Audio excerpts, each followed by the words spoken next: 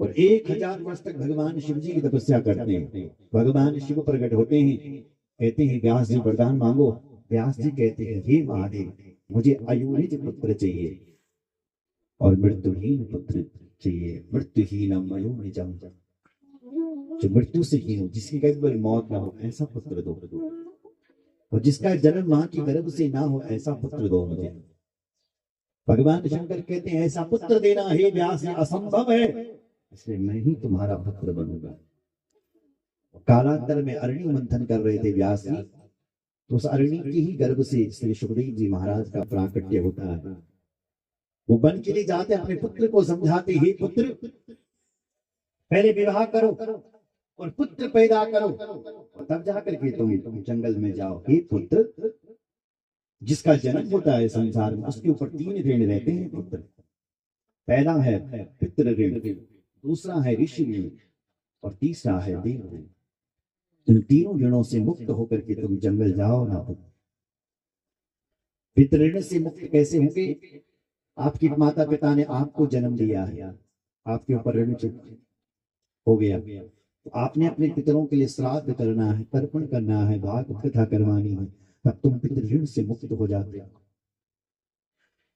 जैसे आपके माता पिता ने आपको जन्म दे रखा, ऐसे आपने किसी पुत्र और पुत्री को जन्म देना है, तब तुम पितृ ऋण से मुक्त होते हो। दूसरा ऋषि ऋण है। ऋषियों का किस बात का ऋण? हमारे ऋषियों ने, जिसको विज्ञान जिसकी खोज आज कर रहा है नासा, उसकी खोज हमारे ऋषियों ने हजारों साल पहले कर दिया। आज जो हवाई जहाज उड़ रहे हैं, ऐसे हवाई जहाज तो सतयुग में भी था। करदम जी ने हवाई जहाज बना करके तैयार कर दिया था। ये हवाई जहाज तो ऐसे हैं, बोलो उसके लिए चलना है बद्रीनाथ, चल पड़ा, कामना से उड़ते हैं जहाज, इसलिए उस विमान का नाम है कामना। आज हजारों लोग यात्रा करते हैं विमान पर बैठ करके। ऐसा विमान तो राम जी के समय पर भी था, पुष्पक विमान, जिस पर राम जी की पूरी सेना अयोध्या बैठ करके आई। आज जो टेलीकास्ट हो रहा है, ये जो लाइव प्रसारण देश और दुनिया को दिखाई दे रहा है, ये द्वापर युग में भी था। संजय ने धृतराष्ट्र को दिखाया था लाइव प्रसारण, महाभारत का युद्ध, जिसकी विज्ञान आज खोज कर रहा है, वो ऋषियों ने हजारों साल पहले कर दिया था। उन्हें ऋषियों का ऋण है हमारे ऊपर। उन्होंने हमारे ग्रंथों की खोज की है, पुराणों की, शास्त्रों की, उपनिषदों। तो हमारा कर्तव्य है कि हम इन ग्रंथों को पढ़े, इनका स्वाध्याय करें। स्वाध्याय नहीं कर सकते आप तो इनको सुने। जब तुम कथा सुनते हैं, भागवत सुनते हैं, तब तुम ऋषि ऋण से विमुक्त हो जाते हैं। ऋषियों की आत्मा को शांति मिलती है कि चलो हमारा किया हुआ आज इन लोगों के काम आ रहा है। सुन रहे हो? ऋषि ऋण से मुक्त। और तीसरा है देव ऋण। इन देवताओं का किस बात का ऋण है? सूर्य भगवान तुम्हारे लिए प्रकाश दे रहे हैं, नहीं दे रहे? समय पर आते हैं भगवान सूर्य, समय पर जाते हैं। एक दिन का भी कभी अवशेष नहीं किया क्या? नहीं, समय पर आते हैं, समय पर जाते हैं और अपनी गति से भी चल रहे हैं। भगवान सूर्य चाहेंगे तो थोड़े नीचे आ जाएंगे। कभी सोच लिया कि नीचे चलता हूं थोड़ा अपनी गति से, तो इस धरती का भस्म हो जाएगा। और भगवान सूर्य ने सोचा कि थोड़ा ऊपर चल लो, मैं थोड़ा अपनी गति से, तो बर्फ जम जाएगा, इस धरती ठंडा हो जाएगा। गति से चल रहे हैं साहब। वायु देवता हवा कर रहे हैं हमारे लिए, सुंदर सुंदर वायु चल रही है। विज्ञात पर्जन्य वर्षा हो रही है साहब। देवराज इंद्र हमारे लिए बरखा कर रहे हैं। ये देवता हमारा इतना ध्यान रख रहे हैं। हमारा कर्तव्य नहीं है कि हम इन देवताओं के लिए कुछ करें, इनका भी तो ऋण है हमारे ऊपर। बिजली का बिल आपने 4 महीने तक जमा नहीं किया तो 5वें महीने कनेक्शन कट कर जाएगा। अब रावल लाइट बिगड़। अच्छा कहा सब बिल जमा करना था, वही ना करेगा। बोलो जय श्री राम। यदि भगवान सूर्य तुम्हारे लिए रोज प्रकाश, उन्होंने कभी बिल मांगा है क्या? तो उनके लिए बिल क्या है? उनके लिए यज्ञ ही बिल है। सूर्याय नमः, सूर्याय स्वाहा।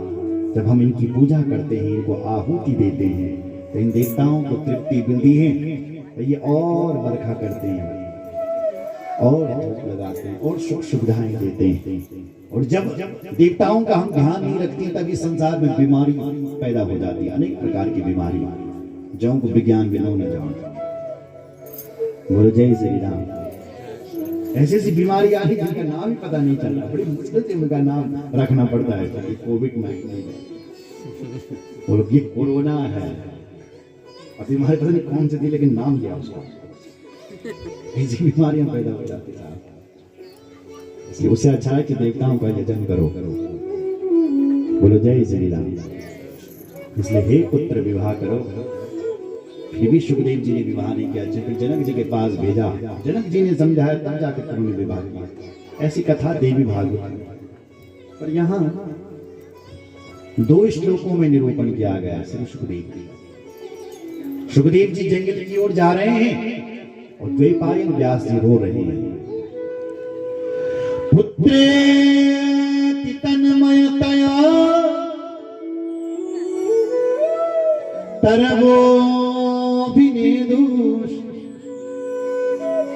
तं सर्वभूति हृदयं मुनिमानतोऽस्मि। जब व्यास जी जोर से चिल्लाते हैं, पुत्र रुक जाओ, बेटा रुको, तब वृक्ष भी बोल पड़ते हैं, बेटा रुको। इसमें तन्मय हो जाते हैं।